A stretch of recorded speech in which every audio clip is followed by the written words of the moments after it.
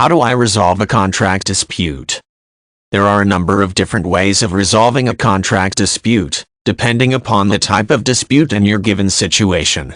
Contract disputes are commonly resolved through mediation, arbitration, while other types of negotiation and conflict resolution procedures. Since a contract is a formal legal document, and there are specific rules and laws associated with the enforcement of contracts, a contract dispute may also be resolved in a court of law. When possible, it is best to attempt to resolve a contract dispute with the person who you made the contract with.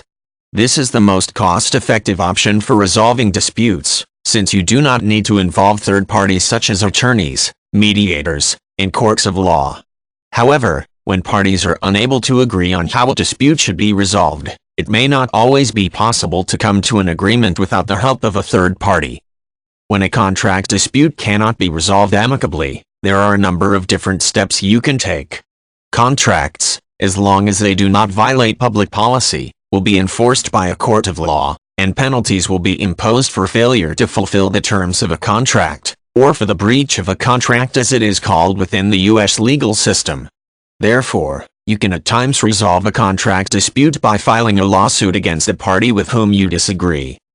Some contracts restrict your right to file a lawsuit and have your dispute resolved in court. Many contracts contain arbitration clauses, which require that disputes be settled by an arbitrator.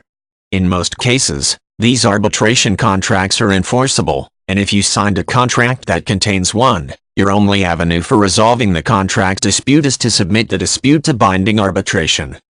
If you are required to submit to binding arbitration, the terms of the contract will usually spell out how the arbitration will work. The arbitrator will usually be someone who works for a professional arbitration service.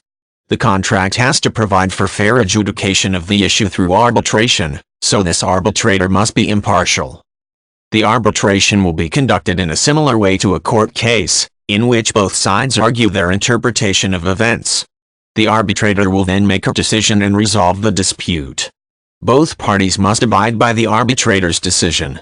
In most cases, the parties involved in the dispute will have to pay the arbitrator for their time. If the case goes to court instead of arbitration, both sides will have the opportunity to present their position on the dispute. The judge or jury will hear the case and make a decision on who is right or wrong. Both parties will be bound by this decision unless they appeal to a higher court.